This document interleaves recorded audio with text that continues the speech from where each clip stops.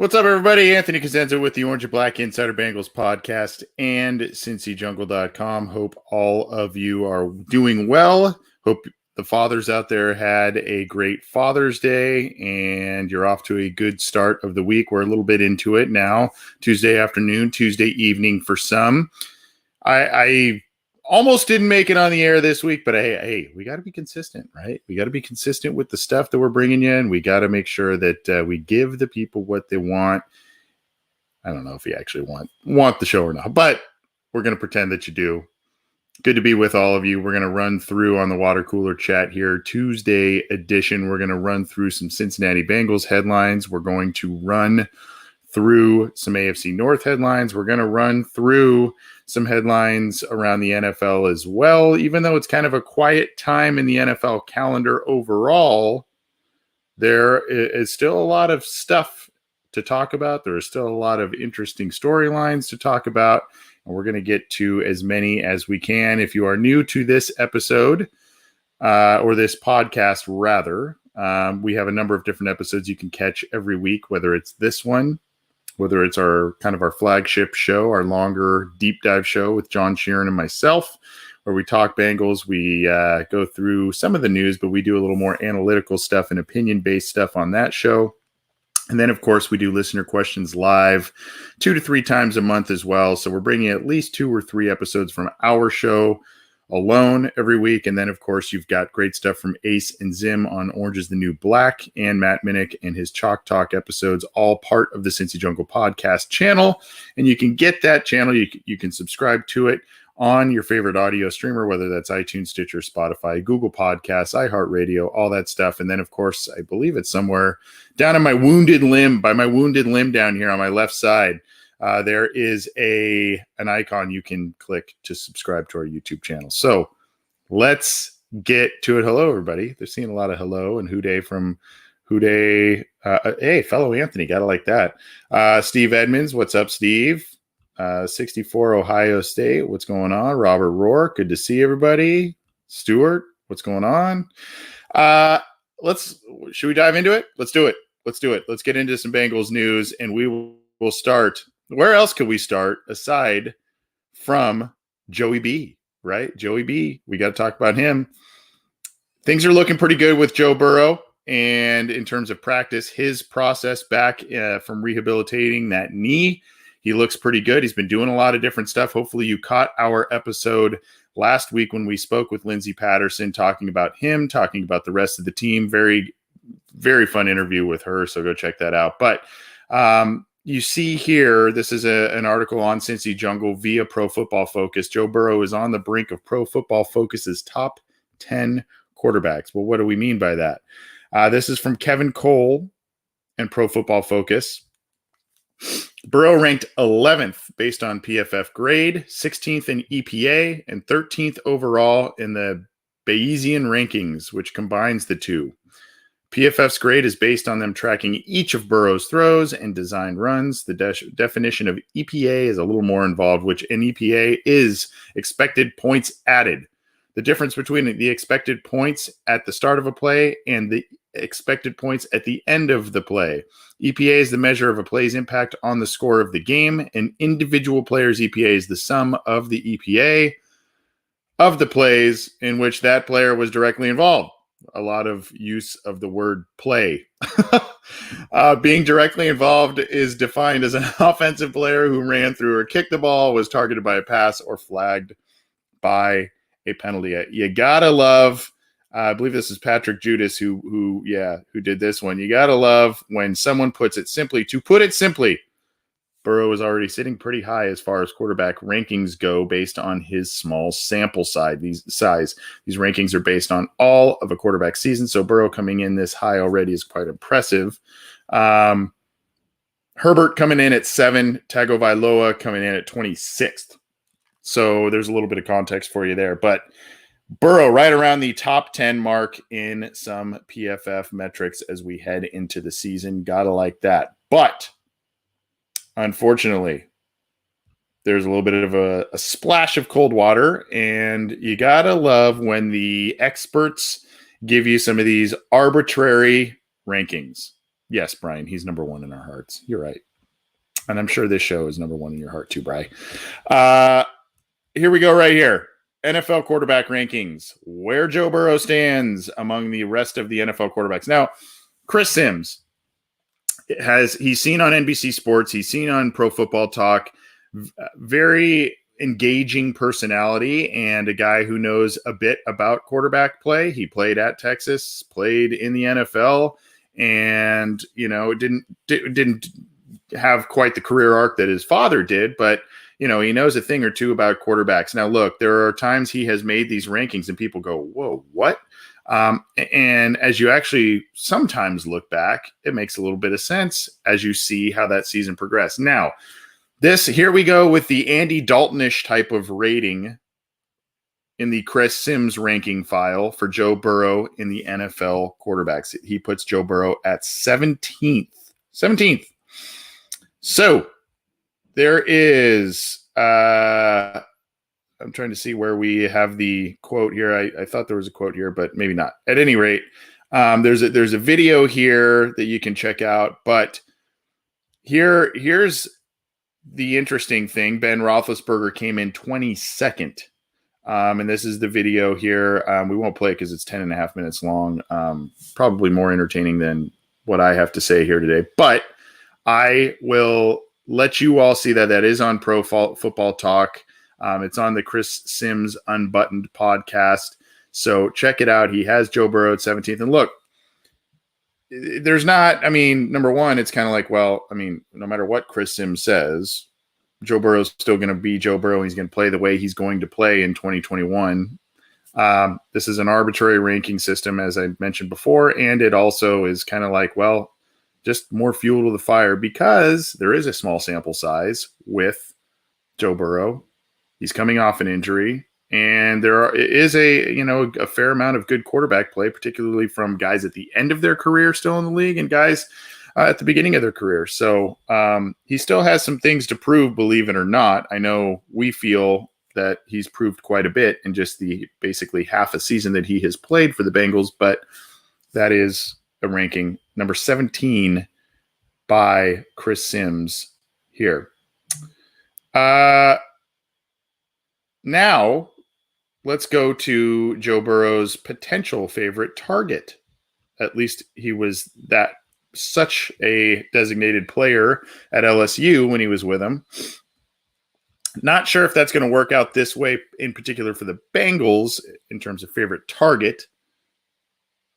But Jamar Chase, Cynthia Freeland talks about Jamar Chase and how he will be the most productive player based on her analytics and the most productive rookie wide receiver this year. And you can see here she uses the next gen stats.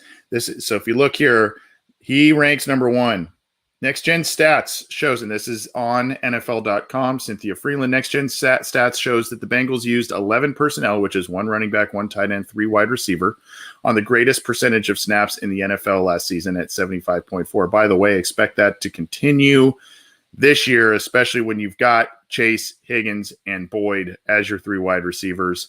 They did not get a high-profile tight end. They do have CJ Uzomah coming back, which is a great thing. He's heading up that tight end group. Maybe Thad Moss makes the team and ends up having an impact. Drew Sample out there as well. But then, of course, they're kind of focusing in on Joe Mixon here as the bell cow back this year, it would seem. So expect that 11 personnel to continue. She mentions Higgins and Boyd. But as for Chase's impact potential from a reunion with his LSU quarterback, Joe Burrow, one area that flags for success is deep passes, 20-plus air yards. Last season, Cincinnati receivers averaged just 6.9 yards per target, the second lowest mark in the NFL. Again, next-gen stats. According to Pro Football Focus, Chase leads FBS receivers with 14 deep touchdown receptions since 2019. Pretty remarkable considering the LSU product opted out of last season. His 860 yards on deep passes in 2019 led the country. And then, of course, Chase was Computer Vision's most open wide receiver, judged by percentage of targets where he had at least 3 yards to work with. on passes intended to travel more than 10 air yards. I'm throwing a lot of numbers and a lot of stats at you guys so far early on in this show, but that is to say that he ranks number one in Cynthia Freeland's rookie wide receivers in terms of their impact and production this year, and predicting that. So pretty promising stuff. I think we all thought that could be the case, but nice to see national media members talking about that. So go check out that article on NFL.com. Let's continue on with wide receiver talk, shall we? This may be a little bit of old news. I don't really care, though. It's pertinent. Let's talk about it. Darren Simmons tabs Trent Taylor as the front runner for punt returner spot. This is from my co-host, John Sheeran, contributor at CincyJungle.com. Referencing Ben Baby and his Twitter account, saying that he said right now he is the front runner, but Puka Williams is someone built for that spot and is working to make up for the lack of experience. Puka Williams does have a little bit of return experience in college, but not near punt return experience that Trent Taylor has. So they're getting looks at people. There may be even some rotating in. The Bengals have done that in the past. It wasn't with Zach Taylor that they did that, but they may rotate some guys, give guys the hot hand, so to speak. If you remember, there was kind of Adam Jones would get a spot return here and there, even though he was a starter on defense. So they may do something like that just to get a little spark. But Brandon Wilson back as the kickoff return specialist. It seems that Darius Phillips isn't really getting too many looks at punt returner. You have Trent Taylor. We've seen a couple of other guys out there, Puka Williams being one of them. So that'll be an interesting preseason battle to see who wins that one out. A lot of people like Trent Taylor. Trent Taylor is a guy who's unfortunately experienced a lot of different injuries, but was impressing people in San Francisco before some of the latest injuries hit. And he is a guy that could come in and kind of be one of those preseason heroes. Usually that's kind of an immediate undrafted guy that ends up doing that kind of thing. But Taylor could be one of those guys that comes in and, wins a roster spot, does the dirty work in the slot, and then, some other arduous work, returning punts, if you will. And maybe he does grab onto a job there, but sounds like as of right now, he is the front runner. Continuing on with the offensive side of the ball, Zach Taylor is optimistic that this big year three, not only of his scheme, but just in general, that things will begin to click in year three for the Cincinnati Bengals, and they will see a huge leap in production. Obviously, if you go back to what I referenced with Cynthia Freeland's next-gen stats concerning Jamar Chase, and you see those stats, what he did in college in terms of the deep ball, in terms of the yards, off of deep passes. I think it was 860 we said earlier. So that's an element that's hopefully going to be added that has been missing the past couple of years. But this is he kind of told a bunch of reporters here, quote, "I just think overall scheme wise, it's year three for some guys, year two for others. And obviously we've got some rookies and new vets, but we've really taken strides there. It makes sense to the guys. They're not just out there trying to remember what they do. They know exactly what to do, and now they can take it to the next step there. That's the part I think is most exciting as you look at it from a head coach, is to see the ownership the players have taken in the systems and the leadership that has really emerged and put us in a really good position." There's more to it here. We made plenty of errors this offseason, but you get a chance to reload, get the correction done, and seeing it live in person is far better than having it on Zoom. So we talked about the in-person practices as opposed to, the stuff that the players and the coaches and the entire league, the entire world had to fight through last year with the COVID pandemic. But look, we talked about this a little bit. T. Higgins is now, you saw him grow towards the end of the year quite a bit. The talent was always there, but, maybe at the beginning there was a little bit more of quote unquote thinking too much, or, however you want to phrase it, thinking instead of reacting, instead of letting instincts or, a memorization of a set of plays kind of take over, and you're more doing things naturally instead of thinking through it. That's a big step. And then, of course, you have, we haven't liked to overhype this aspect in terms of the relationship between Chase and Burrow and their rapport that was already built at LSU. But again, really where it makes the most sense is the fact that there tends to be, with a young quarterback and a rookie wide receiver, there tends to be a lot of miscommunication in that rookie wide receiver's rookie season. And that can lead to errant throws, turnovers, that sort of thing. And the hope is, and the expectation is, that will be diminished because of the rapport that those two already had in college. So that is where Zach Taylor's, I think, some of what he's talking about in terms of the expectation that year 3 is going to yield a lot of positive results for the offense and for this team. Guys are just getting more comfortable. They know the terminology a bit better. They're now also doing things in person and walking through things in person with their coaches, their fellow teammates, as opposed to learning things through a computer and seeing things online, which, for a sport isn't as effective. I mean, that's just kind of the reality with it. So anyway, hopefully from Zach Taylor's lips to God's ears, right? That the year 3 will prove to be a big one and a good step forward for this team. I think that's the expectation, at least at this point. Continuing on with the offense, I want to reference our pal Jake Liskow from the Locked On Bengals podcast, and he is also relaying something from Paul Dehner Jr. And this is, Jake writes, this kind of confidence in Quinton Spain from Brian Callahan, the offensive coordinator, is very encouraging.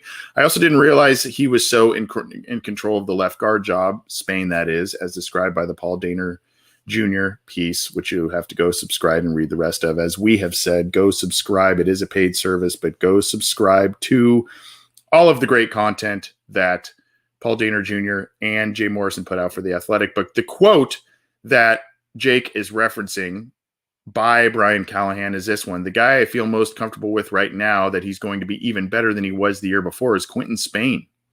Now he's got a chance to learn the system from day one, and he's made of the right stuff. He's played every spot on the line last year, it felt like. So to get him settled in with techniques and verbiage and all of that, I think that's going to help him. If he can return to how he played at Tennessee, that would be great for us. Played at Tennessee and also, oh, by the way, against Tennessee last year, he played great, and the offensive line played great in that game. A big win for the Bengals there before, obviously, their season got derailed with the Burrow injury. But go read that piece from The Athletic by Paul Dehner Jr. Go subscribe to their great stuff that they have going there. But I thought that was a telling and a great relay by Jake there, a telling quote saying that basically, hey, Spain's our dude at left guard, at least right now.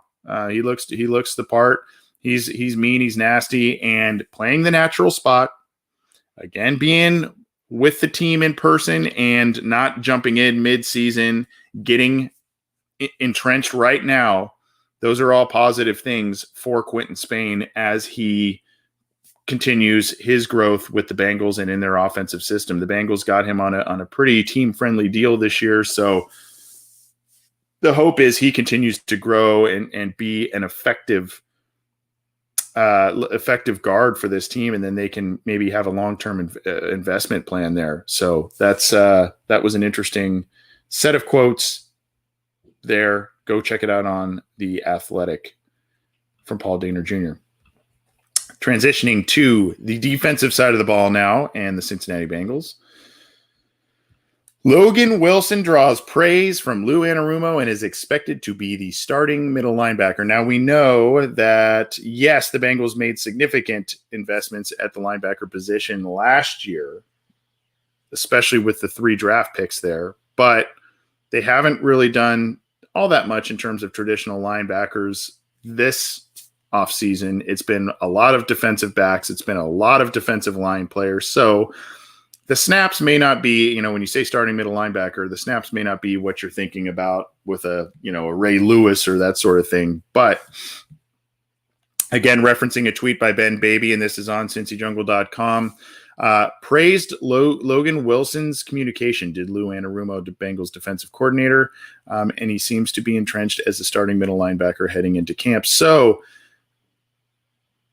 Anarumo, he's got to like the growth from Logan Wilson. Logan Wilson played, he played a number of years in college, and then of course, it's not like he was an inexperienced guy coming into the league. He did play at a smaller school, but I think he was a five-year player. I got to go double check that, but at any rate, he's got a number of years at Wyoming. He was productive there, and you saw quite a bit of athleticism on a number of occasions from Logan Wilson. Some good dissection of plays, and then of course, a couple of interceptions, one of which was against Lamar Jackson, I believe. So, he's got a promising career. The Bengals have struck out quite a bit with third-round linebackers, but this kid's got, a good amount of upside, and he showed some promise last year.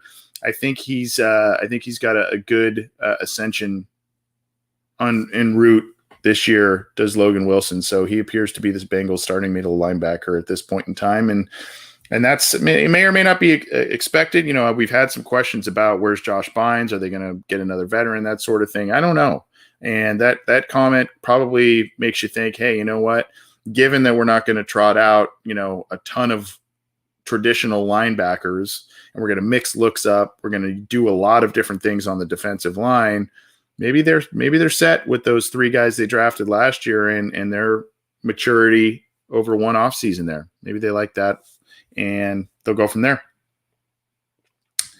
But the Bengals may not be done, at least not. If you remember, they kind of really tried to go heavy in free agency on the defensive line. And, they got Larry Ogunjobi. They did cut Geno Atkins, unfortunately. Geno Atkins is kind of looking for his next opportunity there, but they lost Carl Lawson. They got Trey Hendrickson. They're getting DJ Reader back, their big free agent acquisition last year. And now, they did try to get another defensive tackle, but maybe another guy, Jarrell Casey, a guy who has had a very good career, particularly with the Tennessee Titans. He has been dubbed as a best fit for, quote, under the radar free agent. And this is from our buddy Chris Rolling, who works for Bleacher Report and Bengals Wire. But he writes, quote, a rebuilding team with defensive issues like the Cincinnati Bengals would be a great fit to let Casey loose on a rotational snap count during a 1-year prove-it pact. So whether that happens or not, we don't know. There are guys like this who have been highly decorated, highly productive players that are still out there in free agency. And I think Melvin Ingram is still out there on the other side of the ball. Trey Turner is still out there. We'll talk about that in just a second. But there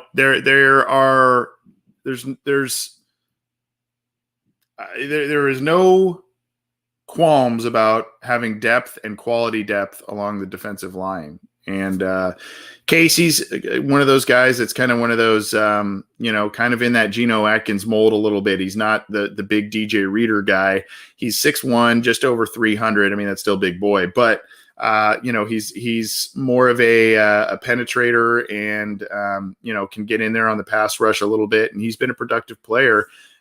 Again, you can see following 5 consecutive Pro Bowl appearances. So a guy who could be a rotational based kind of guy if he's up for it. And, you've got Mike Daniels, you've got Larry Ogunjobi, you've got DJ Reader. They did go after a couple of other guys that they didn't end up landing. So maybe this makes sense to them here. Does Jarrell Casey for the Cincinnati Bengals? I just teased him. I guess I should have lumped him in back when we were talking a little bit more on the offensive side of the ball.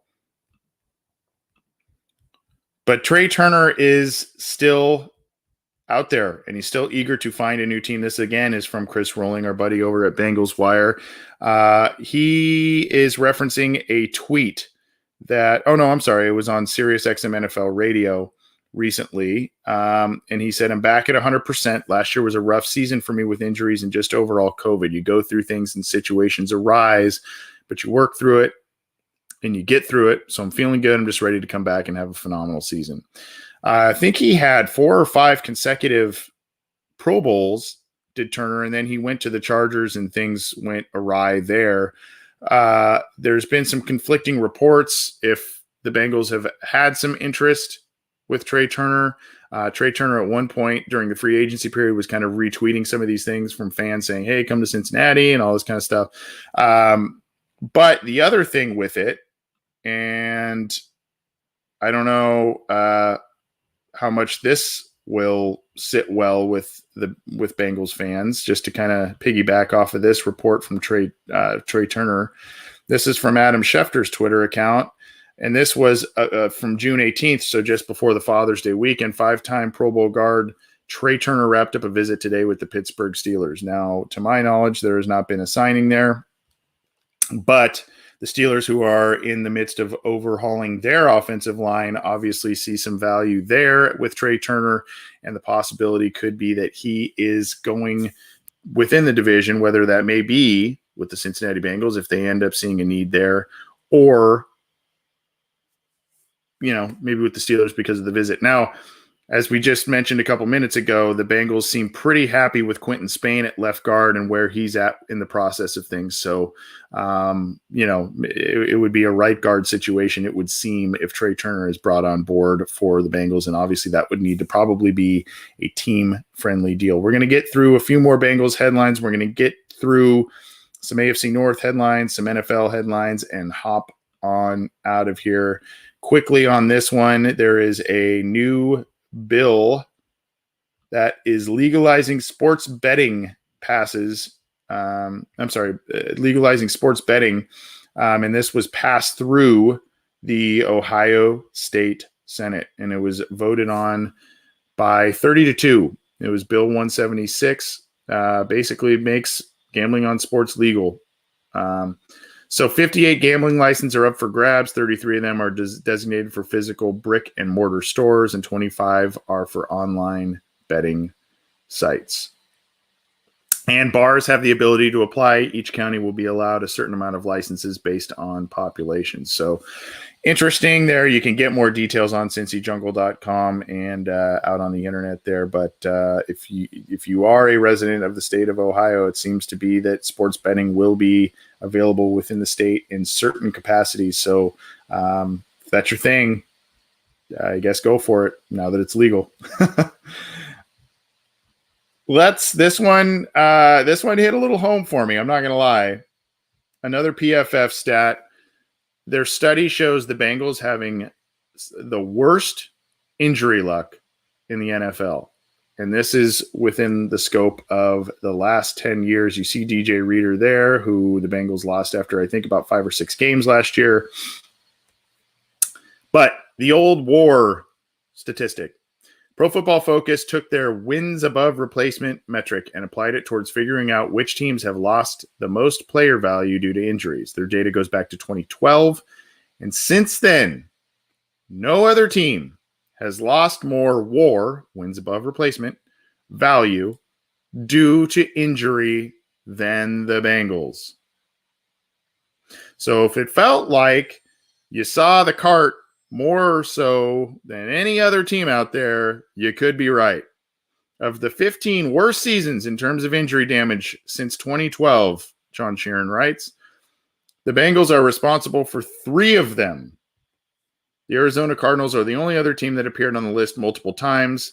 2013, 2018, and 2020 were the years the Bengals were hit the hardest per PFF's WAIL, WAR Adjusted Injuries Lost metric. So, of course, Joe Burrow makes that list.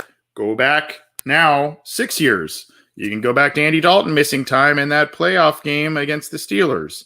You can go back to A.J. Green missing a lot of time over a number of years. You can go back to Geno Atkins. I believe it was in 2014, tore his knee against the Miami Dolphins. You can go back to DJ Reader last year. Xavier Su'a-Filo last year. I mean, it's pretty Joe Mixon, right? Gio Bernard had a season-ending knee injury a few years ago. I mean, the list goes on and on and on. And go back, you could even go back to that 2014 playoff game against the Colts. And you look at the roster the Bengals trotted out there. Jeremy Hill was hurt. I think Gio Bernard was hurt. I think A.J. Green was hurt. I mean, there was just everybody was hurt in that game. And, the Bengals they put up a decent fight in the first half, and then the Colts ran away with it after that. But, at that point, they were really beat up. And unfortunately, when we say it feels like, the Bengals are just bad luck, injury bug, and there's kind of a little bit to that. At least if you take PFF stats to heart. Yeah, Dave Lennox says you can go back to Kajana Carter. You can. We're talking the last 10 years. And really, that starts in 2012, ends from this last year, basically, or up to this point. You look at that, that's the bulk of the Bengals' great run between 2011 and 2015, right? I mean, they had those 5 straight postseason berths, but here they are they are the worst. They have the worst luck, essentially, in terms of wins above replacement and the whale metric that we just mentioned from PFF. And a lot of it's during that time. You can go back to Sanu. You can go back to Marvin Jones losing time. I mean, it's the whole, it's a lot of, and it's not just, and that it plays to the WAR criteria here. It's not, a lot of reserve players that are getting knee injuries and ankle injuries and Achilles and all of that. These are starting players. These are very, very important players to the team's success, and it shows. And unfortunately, that is a statistic and a set of data that PFF has come out with as it goes with the Cincinnati Bengals and the recent successes or lack thereof going forward. Now, I'm going to share a little more lighthearted stuff here. This is on cincyjungle.com, and it is via Bengals.com and the Bengals Twitter account, but this is pretty cool. The Bengals are going to officially, we knew they were going to induct Ring of Honor nominees this year.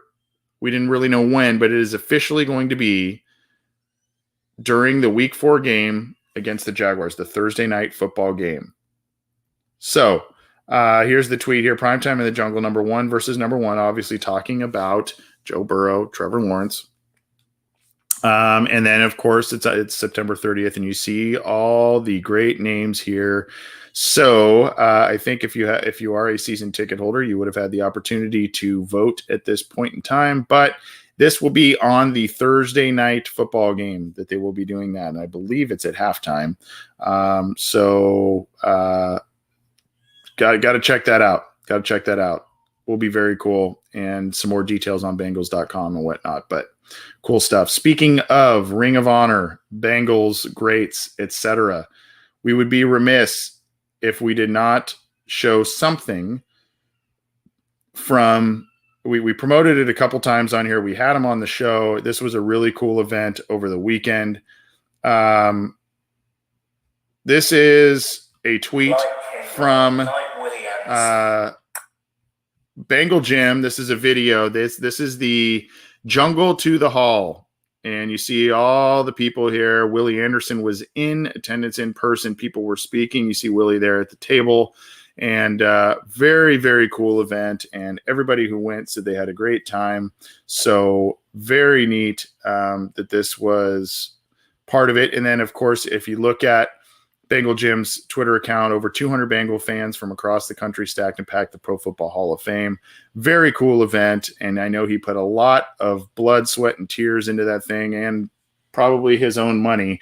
Guy went out. It was a weekend that was his birthday, and it was Father's Day, and he spent it doing the thing that he loves best. He spent it with his family out there talking about the Bengals and hanging out with fans. So kudos to Bengal Gym. Sounds like a great event, and one that I wish I could have gone to. If you've got some stuff, send it to me, send it to us at the show, and we'd like to see it. We'd like to share it. Pretty cool stuff. So at any rate, good on you, Bengal Gym, and all Jamie, James. I know they were both big on helping promote that event and get it going and off the ground.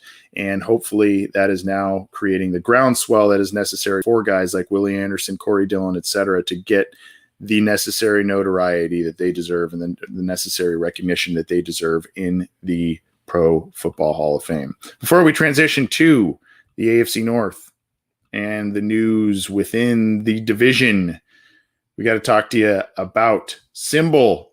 And this is the website page here. And this is the page if you go to symbol.app/OBI. Symbol, SIMBULL.app/OBI. If you go there, this is the page that you will see, and you can see there is a $10 deposit bonus for you. It is the stock market for sports where you can buy and sell sports teams like stocks. So if you like to play the stock market, if you like to play fantasy football, we talked about sports betting earlier. This isn't sports betting. This is a stock market type of scenario here, but this is a great thing to add to your fantasy sports, your sports betting type of repertoire. It's a fun way to make money off of teams you love. And it's not just relegated to the Cincinnati Bengals. It is a lucrative one to pursue, and I would recommend that you look at doing that through Symbol. The cost has gone up since we had the partnership per share, but you could still make money on them, especially if the team starts performing well, winning games, and showing promise for the future. But if you're those Reds, those pesky Reds, they're playing some good baseball. The Angels are playing some good baseball. You can go on the baseball side of things. If you like basketball, you can kind of gauge some things there and see where you can make some money. But basically, it's an opportunity for you to invest in teams, buy and sell, and make money potentially off the teams that you follow and love. So check it out, SIMBULL.app/OBI, and get that $10 deposit bonus immediately in your pocket as you look to invest in teams. Within the division, the big talk with the Baltimore Ravens is what's going on with Lamar Jackson. Where are they at with a contract extension? How are both sides perceiving things? There are a couple of different layers to this article on NFL.com, which came out last week. Lamar Jackson and the Ravens are placing, quote, a big emphasis on improving the deep ball in 21. But aside from that, there's also some contract stuff. But here's what Jackson said about the deep ball. We've been working, not just me, all the QBs and receivers we've been putting together and trying to make that a big emphasis for us this year. People are always saying we throw short, intermediate routes and stuff like that. By the way, they do. Little 5-yard, 10-yard routes. We had some chances last year. We hit some of them, but we're just trying to be more consistent this year. That's where the strides happen. It starts in practice, and hopefully it transitions to the game. Just got to keep working on it. And, of course, they mentioned, who are the options he's really had to throw to. Marquise Brown, and then, of course, they brought in Sammy Watkins this year, who's playing pretty well in practices. So, that's we'll see if that's improved. They're not the only team. The Bengals are trying to improve on that as well. But Mike Garafolo reported that the Ravens consider Jackson's extension priority number one and are aiming to get it done prior to training camp. I do believe that Jackson and maybe his family, I don't know exactly the dynamic there, but I think they are kind of going agentless, if I remember correctly. So there's going to be maybe some possible entanglements there. Don't quote me on that, though. I probably need to do a little more research before I speak on that, but I seem to remember that kind of being the case. But regardless, it's going to be something to monitor for sure to see how this plays out with both sides here. But the Ravens want to get a deal done. Just a matter of what that looks like and what both sides deem fair. Cleveland Browns talking more contract extensions here. The Cleveland Browns and Nick Chubb are trying to get a deal done, and they want to. Cleveland's where I want to be, and this is through the Associated Press. It would mean a lot, quote, Chubb said on Zoom as the Browns began their mandatory minicamp. Cleveland drafted me however many years ago it was and trusted me and put their faith in me to come here and help build this culture. Quote, I feel like Cleveland is where I want to be, and hopefully everything can work out in that direction. And it was however many years ago. It was 2018, and he has been a very, very good player for them. Very good player for them. And so he's been kind of a nice key to success for Baker Mayfield as well, as has that offensive line, being able to utilize play action and, spread things out a bit. So that is Chubb wants to stay there. So, it's kind of, hey, what do you pay him? they're probably going to look at that Joe Mixon contract from last year and use that as a barometer and maybe, build upon that for Chubb's next deal. We'll see. Let's move on to, I guess there's one more quick little thing, because this is centered around Southern California, but Baker Mayfield was in San Diego in a suite taking on the Padres game with his brother and his brother's new wife, as well as his wife. And so Petco Park, by the way, if you're ever in Southern California, go check out that stadium. That stadium, first, San Diego is awesome, but check out that stadium. That stadium is awesome. But he was in a suite. At first, when I saw it, I'm like, oh my gosh, because I only saw the back. I was like, is he wearing a Pittsburgh Pirates uniform? I thought that would have been a no-no, but it was the Padres. So he took in the Padres game, did Baker Mayfield this past weekend. I'm not going to play this video. I'm just going to, show you where it's at in terms of on Steelers.com so you can play it. But Deontay Johnson, a talented guy, a guy who took a little bit of a step back last year because he led the league in drops, depending on who you ask. I've seen it upwards of 13. I've seen it all the way up to 16 in terms of credited drops last year. But he is focusing, and it is a video on this. It's about 4 minutes, but focusing on catching first and running second. So, I think he kind of credits it a little bit to maybe a little bit of a lack of focus last year, some other things out of his control, bad weather, et cetera. But, he is really working on the hands this year is Deontay Johnson, a talented guy, makes up a nice receiving core with Chase Claypool as well as Juju Smith-Schuster going back there. So he is working on the dropsies that he had some issues with last year. Some big news around the NFL, and one came across the news wire yesterday, and this is from the Outsports Twitter handle. Outsports is an account with SB Nation, but Carl Nassib, a guy who's played with the Cleveland Browns and has been in the league for a while, shared, I think it was through Instagram or TikTok, I can't remember which social media platform it was, but basically shared a video coming out as gay, and he is the first active gay player in the NFL. And, he has seen a lot of great support from a number of former Raiders players. I think I saw Bo Jackson come to his support and others.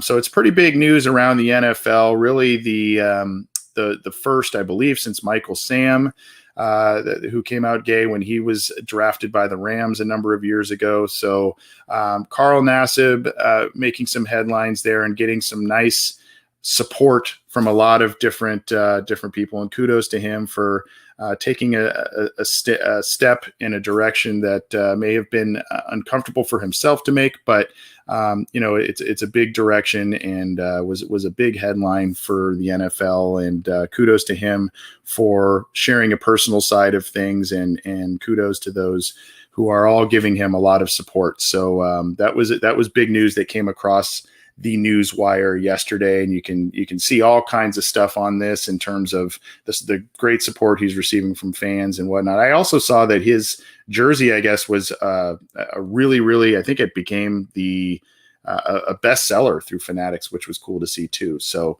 that was some news from Carl Nassib there. I'm sure a lot of you had heard that, but good stuff there. Let's go to NFL.com. This one was a fun one here. Who was this that wrote this? Oh, it was Adam Shine. Adam Shine. Which franchise could win its first Super Bowl in 2021? Bills, Browns, and Titans top his list. So you go through here. There are 12 NFL franchises that have not won a Super Bowl. And yes, the Cincinnati Bengals are one of them.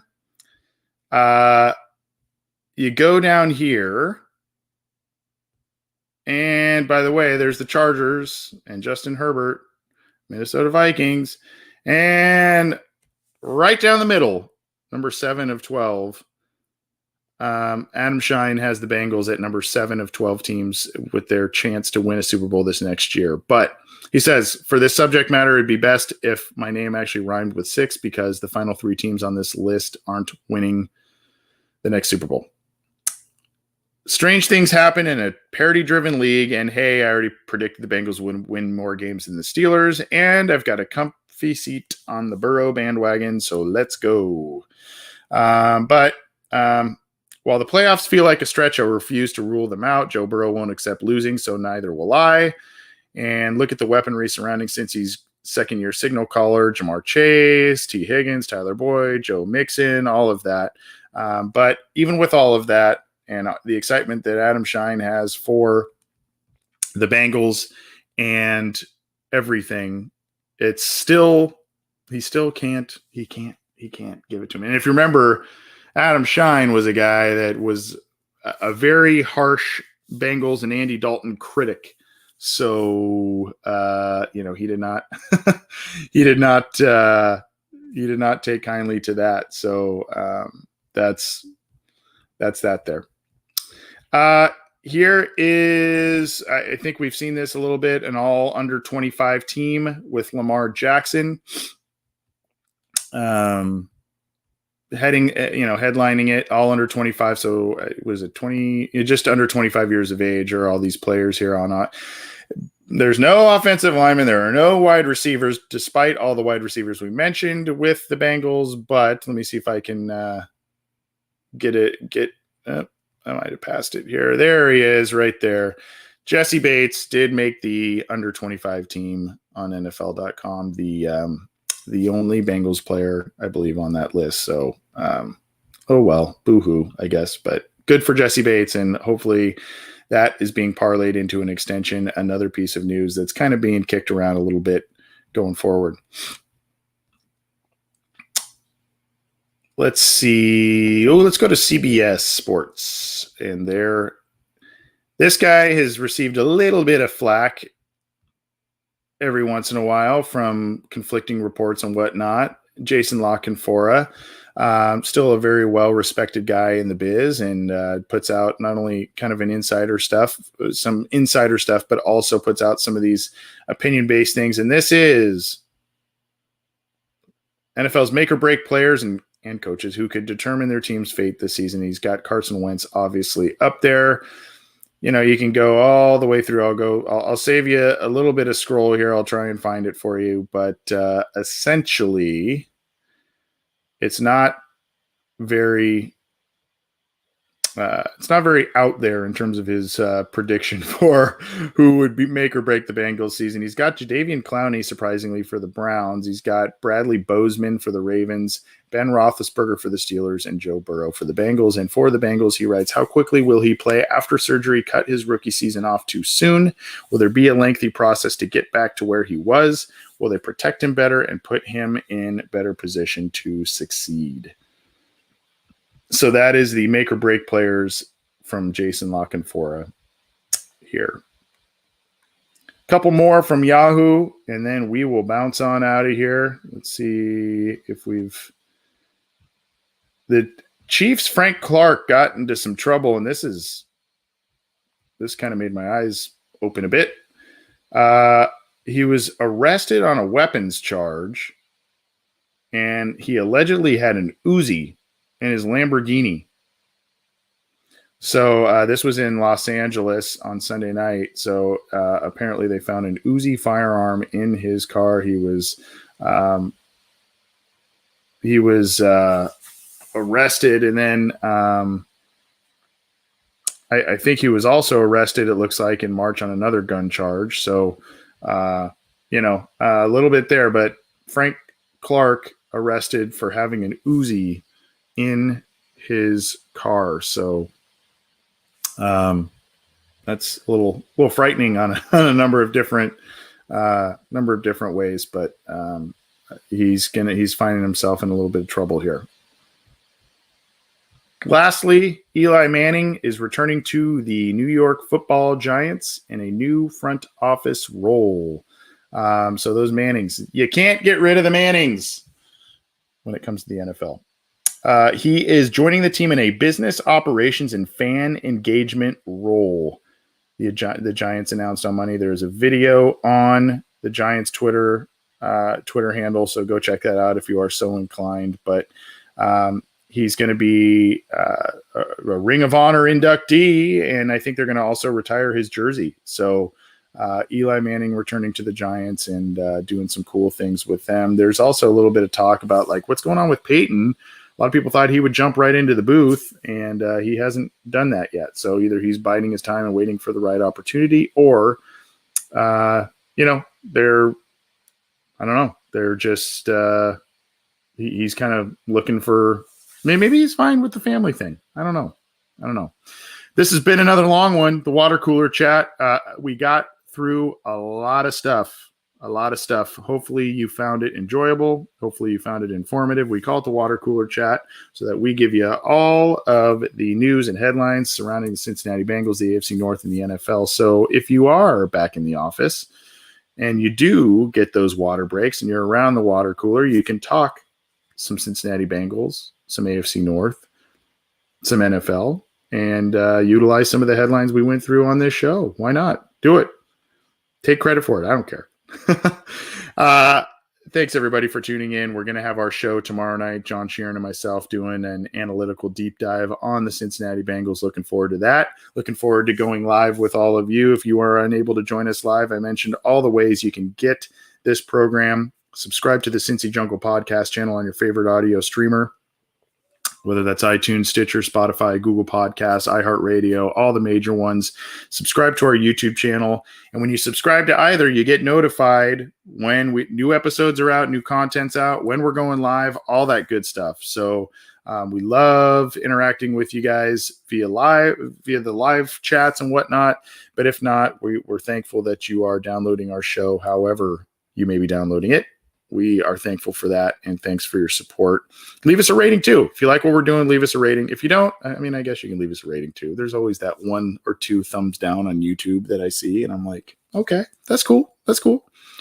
But leave us a rating so we can, get out there a little bit more and up the visibility of the programs and what we're trying to do. So appreciate you all. Have a great rest of the week. We'll see you for another episode. This has been the Water Cooler Chat on Tuesday. Take it easy. I'm Anthony Cosenza. We'll see you next time.